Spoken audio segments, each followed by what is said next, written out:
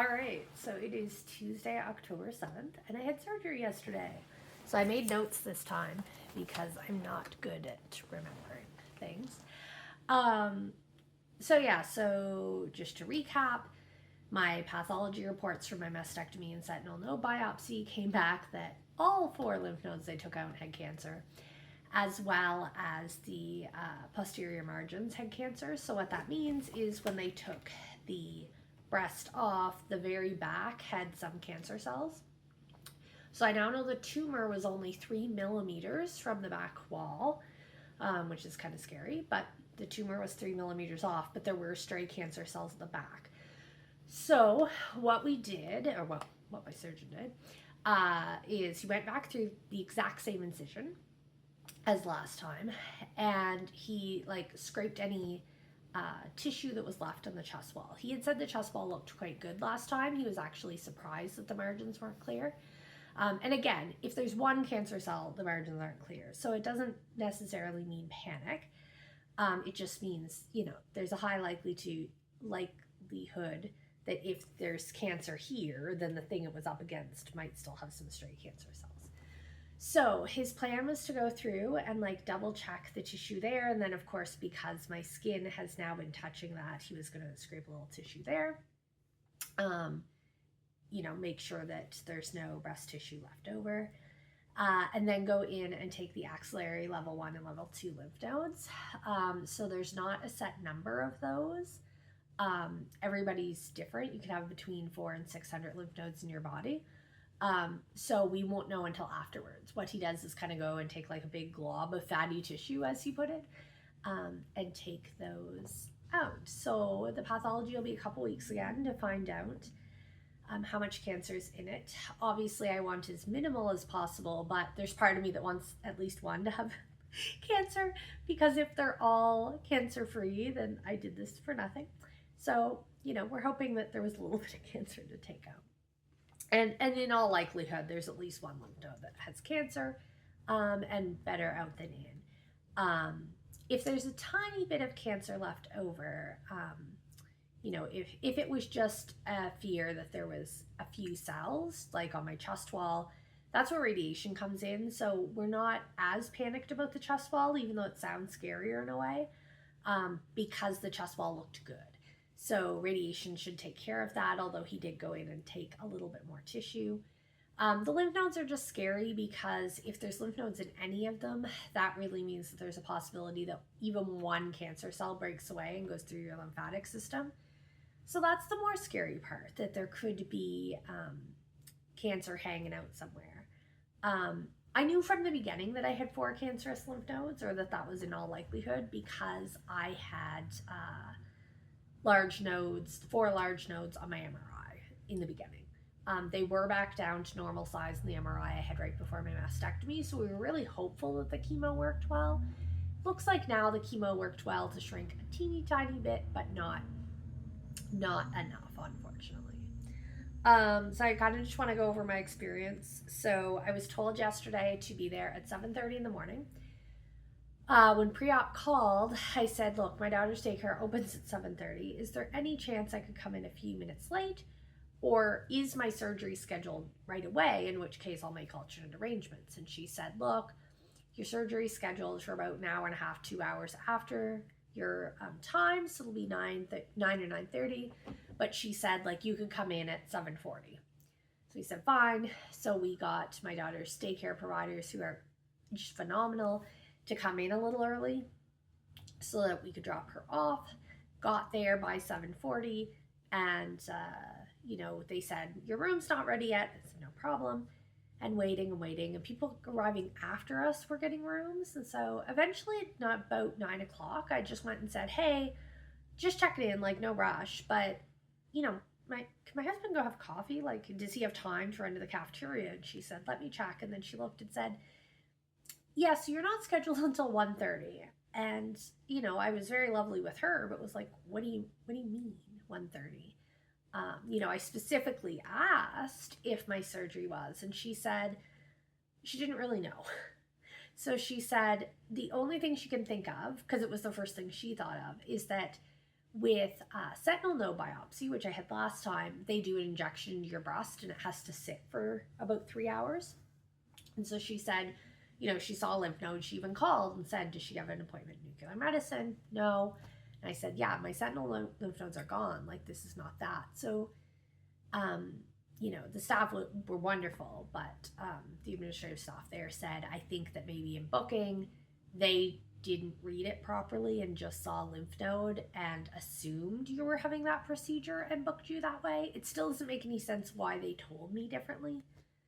Anyway, so there were 6 hours of waiting, which was really frustrating because we got up really early. Neither of us slept well. Had to get my daughter to daycare really early. So when we found that out, we went to the cafeteria and I was like, obviously I couldn't eat or drink anything, but Kelly could. And I told him, you know what, like it's 9:30 at this point. I said, go home and get some sleep. We have 4 hours. I'm going to get a room soon and I'm going to be able to take a nap.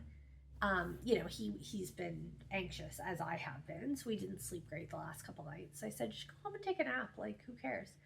But my parking pass was up. They give you a parking pass for $25 for 50 days, which works out with the amount of times I'm at the hospital because it's $2 an hour for parking.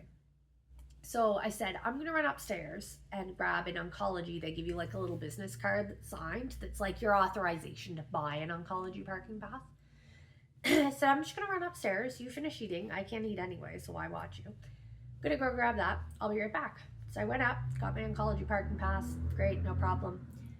Was waiting for the elevator, got in, and the doors opened, walked in, and I hit 2 because I was going back to the cafeteria, and the other person hit 1, and we looked and said, like, weird, the lights didn't, the little 1 didn't light up, and so we hit it again, and then the doors closed, and we were like, that's weird, and then we moved and got stuck between floors, so I got stuck in the elevator.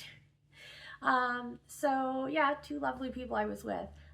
So we pushed all the buttons, nothing worked. So we called, they said, okay, maintenance is on the way. So it wasn't that long, probably just over 5 minutes. So it wasn't a big deal, but, it was almost more funny because we got out relatively soon.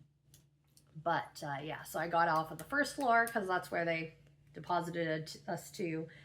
So I took the stairs after that. And anyway, we gave Kelly the parking pass and again said, like, go nap. He was like, I don't want to leave you here. It's like, why? Right? Like, as soon as I get into a room, which wasn't that much longer, I'm going to nap. So you go nap too. So he came back well before I got into surgery. He got back at 1 o'clock. My surgery just, as operations go, was delayed a little longer just because they were running behind, which is fine. My surgeon came in and talked to me, and I really, really like my surgeon. I find some doctors can come off kind of cocky and I know everything. He very much puts you at ease, but at that point that it's like, yeah, you don't have to be cocky because you do know what you're doing. So really nice. Again, in case any healthcare providers are watching this, one thing I love is that he sat down because I was sitting in the hospital bed, and instead of like lording over me, like some doctors will just stand, he actually sat down so he could look me eye to eye. Stellar doctor move.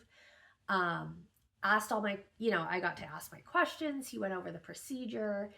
I was able to ask him about sleeping. So one thing, my doctor hadn't given me, my surgeon hadn't given me a ton of information on some of the things that online and on good reputable sources from hospitals and healthcare authorities and cancer associations, that say are like, really, like, you should do this. And I'm like, is he not saying it because he assumes I know, or because he's so busy he forgets, or because that's not a priority for him? And so with the first surgery, I did ask, about lifting. And I said, I know I'm not allowed to lift much weight. And he said, why? You're not having hernia surgery. He said, once the drain's out, because that can be a worrisome thing. And you're relatively healed. He said, like, we're not cutting into any muscle or anything. So, like, if you lift something and it hurts, don't do that. If you stretch your arm too high and it hurts, don't do that. But he's very good about, kind of common sense of just, your body, your limitations. He said, don't start a ridiculous like weight training regimen.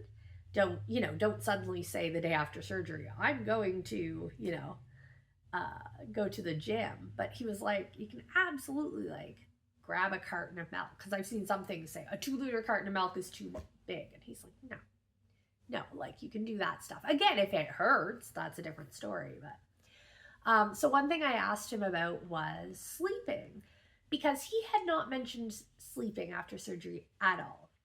He'd mentioned the compression bra and risk of lymphedema and all that kind of stuff, but everything online says you're supposed to sleep on your back and elevated. So last time I bought a wedge pillow, and when I found out a couple weeks after my first surgery, I was having surgery again, I have continued to sleep on the wedge pillow, so I'm used to it. I have been sleeping on my side because I'm a side sleeper, but trying to keep upright. So this time I just asked him and said, like, last time I spent 2 weeks until my drain was out, inclined on my back, like, don't flip. It was like a mental load all night of like, don't move. And I said, like, what do you recommend? And he said, yeah, like I get that like that does help with drainage, but he said the reality is either you're so aware of it and stressed about flipping on your side that you don't get good quality sleep, or you fall asleep and you move anyway because people move. And so he said, like, it doesn't make that big of a difference, at least in my case, to stress about it. So he said, if you want to sleep on your side, sleep on your side. Like, if it's comfortable, he said, like, obviously, like, don't do something that's uncomfortable. But if you can get into a more comfortable sleep position and get more sleep, do that. So I really appreciate that, because I think that a lot of things in healthcare tend to be like, we've found in this academic study with this vacuum of, like no other information, this little change. And so, yeah, would I drain potentially better if I'm upright? Sure. However, if I don't get any sleep, that also impacts healing. And so I really appreciate that he seems to look at it in a whole picture, that I'm a whole person, and that, that it's like, if you don't get any sleep, that's not good either. Anyway, so he was great. The anesthesiologist came in. It was a different one than last time, but he was really great and went over everything. He went over the procedure I was having, making sure I didn't have any questions about that, which I appreciated, because he said, usually we don't do these axillary node dissections anymore, but in your case it is appropriate because you had the all 4 sentinel nodes cancerous and due to age and all that. So he went over that, and then he said, now they try not to give as many opioids. And one, of course, there is the risk of addiction, but, not so much if you just get it in a surgery. But he said so many of the side effects. And I really don't love opioids, like how they make me feel. Obviously, if I need them for pain, I use them. But I get nauseous and don't feel well. The first surgery I had when I broke my cheekbone, the only thing I remember of my recovery day is getting very sick, throwing up a lot, and them just saying, it's the Demerol, it's the Demerol. And I'm like, yeah, I get that, it's the Demerol. So this time he said he was going to do a nerve block. So after my surgeon was done with the surgery, he was going to go in with the ultrasound, which I love that he explained the whole thing to me, because I'm someone that really thrives on information. And he said, I'm going to go and kind of for 24 hours turn off some of those nerves so that in that acute painful period, you won't feel it. Great. So because I didn't have that last time. So that was really good. Wonderful anesthesiologist. Next, I went back to the OR. So, I walked back, didn't need to be wheeled in or anything. Last surgery, the anesthesiologist had already put in my IV in the room. So I just walked back, got on the table, stuck my arm out, put oxygen on, and off I went to sleep. This time they actually got me there, and the anesthesiologist and the surgeon weren't even there yet. So it was kind of nice. The nurse I had, I think because I was more chill this time. It was funny, the lead up to this surgery, I was much more anxious, and she's kind of pissed. I didn't want to do another surgery. But the day of surgery, I woke up just with like it is what it is. I didn't even take an Ativan, which I definitely did last time. I took 2 last time. So this time I was very much like, all right, let's get this over with. I've done it before. So I got back, and the lovely nurse, whose name I never remember, but was very good, introduced me to everyone. Even another member of the team walked in, and she introduced me to him and was like, he's just a nurse here to hang out. Not hang out, but, working here. So it was nice, very aware of what's going on, because when you're laying down, you can't kind of see, and you're in a vulnerable position. You have a Johnny shirt on, you're not even allowed to wear your underwear. So it's like, I'd like to know who's in the room with me. Anyway, so they chatted, and the anesthesiologist had said he recognized me, and I recognized him too, but our city isn't very big, so we kind of just chopped it up to Fredericton earlier. But when we were in the OR and they were asking me kind of, what do you do? And I explained how I used to work in nonprofit management, but now I'm at Chapters selling books. And I said, maybe that's where I know you. And he said, yeah, I don't read. I'm like, sure. Okay. Anyway, so we laughed, and it was really, really nice. They were all so friendly. So he did, before he put my IV in, he put a little numbing thing in so that the IV wouldn't be as uncomfortable going in, which again, I really appreciate it. Explained everything to me. And so the last thing I remember, the nurse put the oxygen mask on, and I remember my surgeon walking in being like, all right, let's go. And then nothing, I was done. So the next thing I remember being back in the recovery room. I do remember having an oxygen mask in the recovery room, and I'd like to eventually, because I'm nosy, I'd like to get my medical records and kind of ask what happened, because she did say to another nurse that I had some kind of slight issue. I think last time I kept falling asleep and not breathing. And the nurse just kept saying, Amanda, I need you to take a deep breath. And it's like, I'm sure that she was doing it very loud and abruptly to get my attention, but it felt like I was being yelled at. And I got quite upset. I was like, stop yelling at me. Like, again, I get it. And maybe she was trying other methods, but I think it might have been better had she have rubbed my shoulder and been like, Amanda, take a deep breath. Because I felt very the first thing I remembered last time waking up was being yelled at. So it's possible this time I was just falling in and out of sleep. And so she put an oxygen mask on, and I remember her doing things like rubbing my shoulder, talking to me in more of a, still loud, but a more caring voice, to be honest.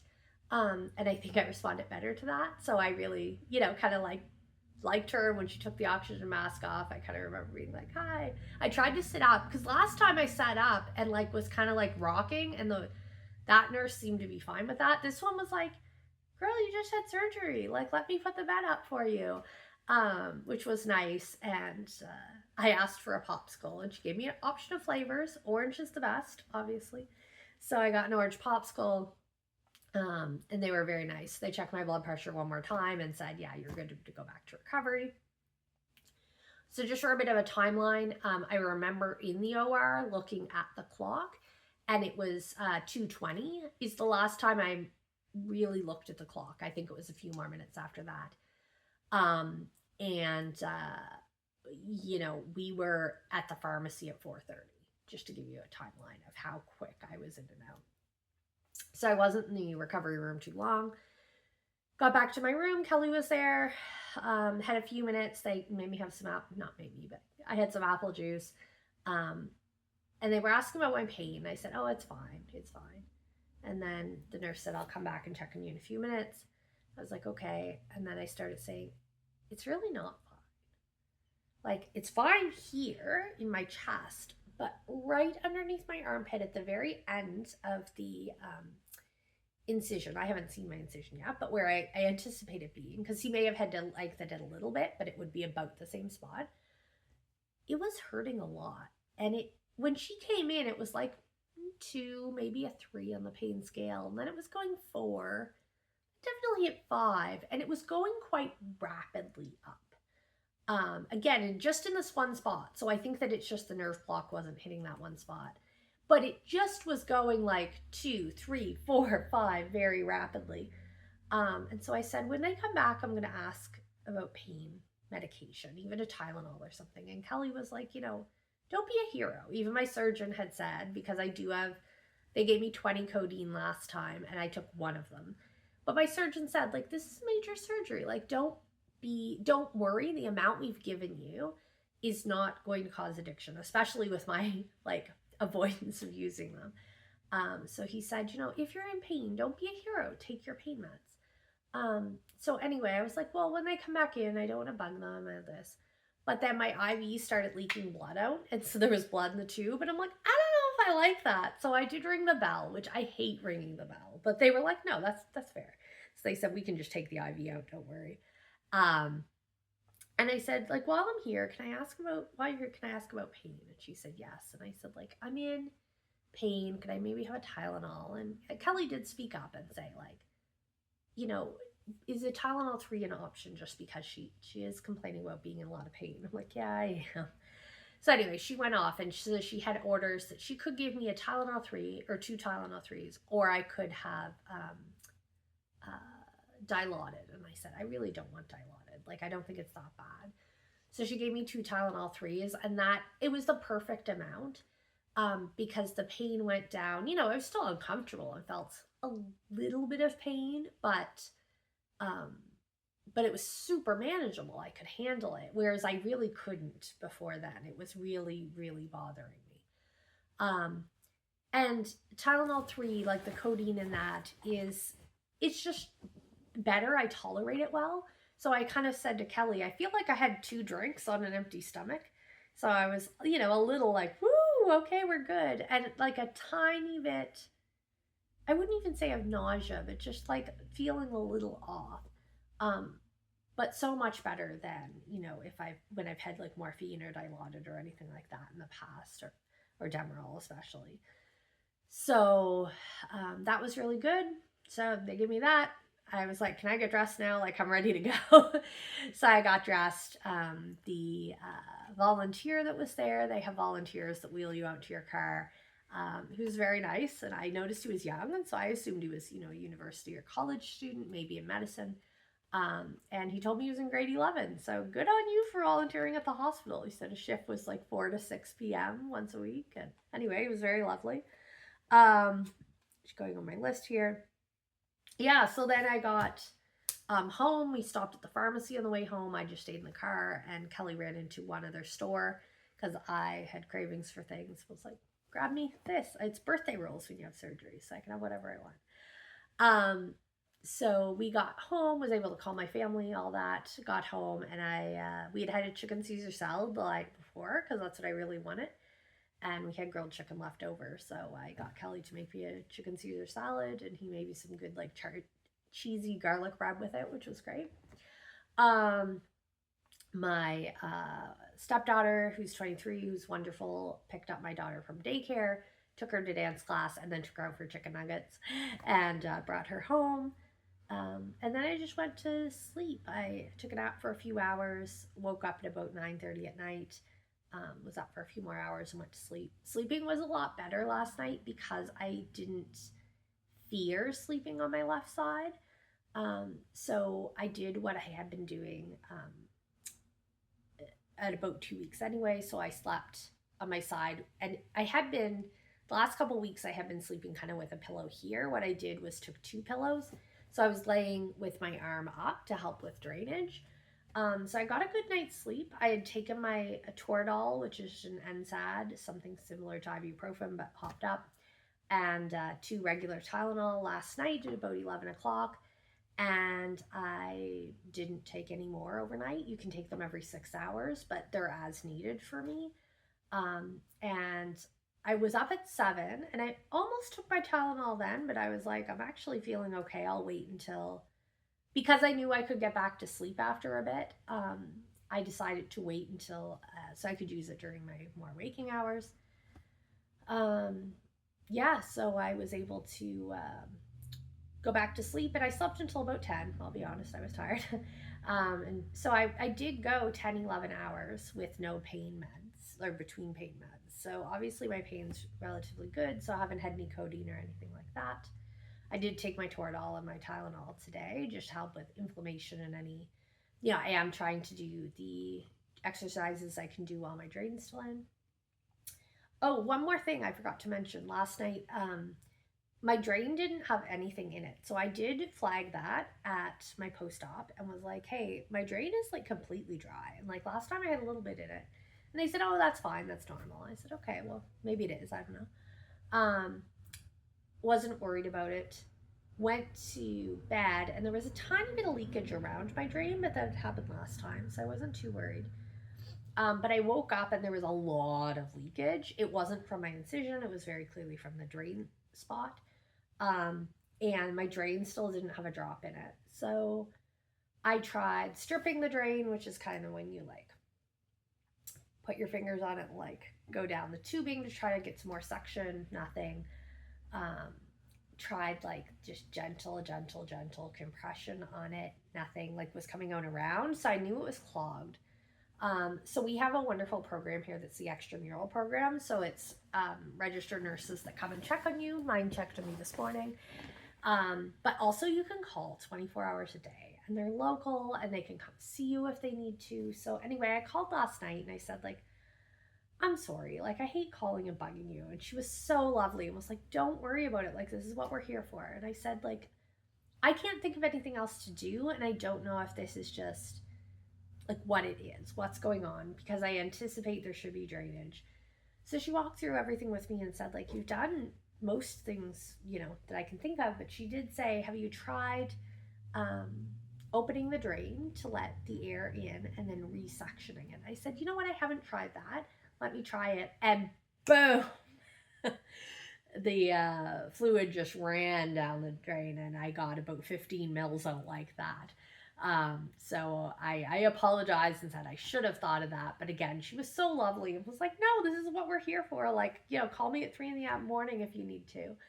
So I really, really appreciate that program. I've had really good experiences for the most part with it. Yeah, so other than that, other than the drain being a little wonky, but again, if I didn't have that program, I may have been concerned enough to go to the ER just because you don't want to mess with post-op stuff. So like that program's so useful, one, helping, healthcare dollars, but also just, I didn't have to go anywhere.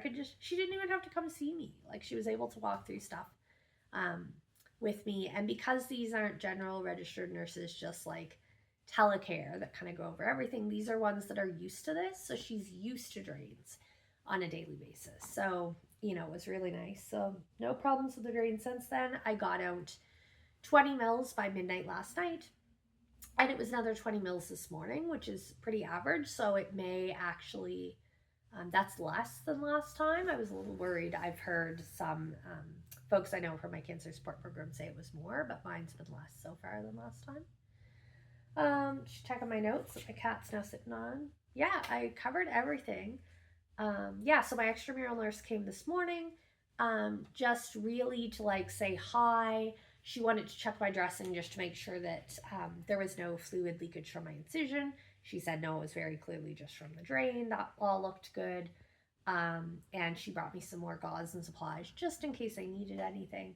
And she'll come tomorrow, take my dressing off, double check the incision, and then redress it.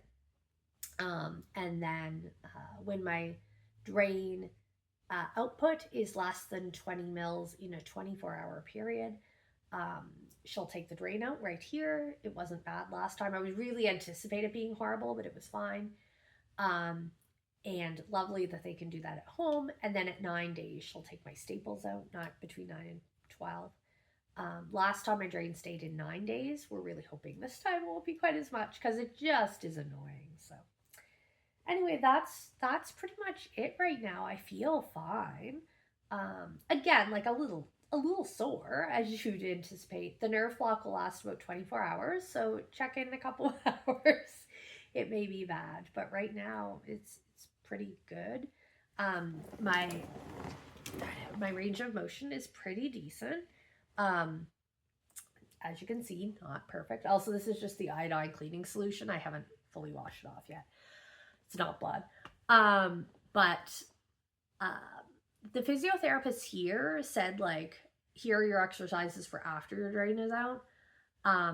and they don't give you anything beforehand. They just say brush your teeth and do things.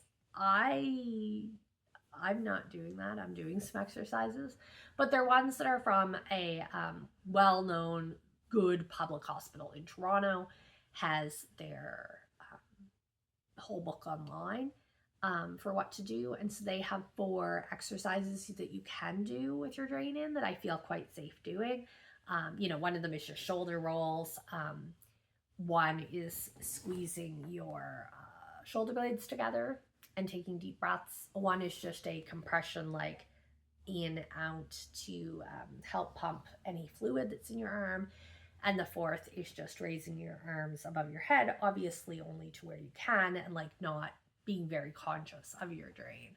I used them last time and I was told I had really, really good functioning until there was one day I was in a lot of pain, and the nurse, that was the only bad experience I had with the nurses, she was like, "You've done too much, like sit, don't move." And I seized up immediately, and I was starting at square one, if not worse. So I want to make sure that I maintain that.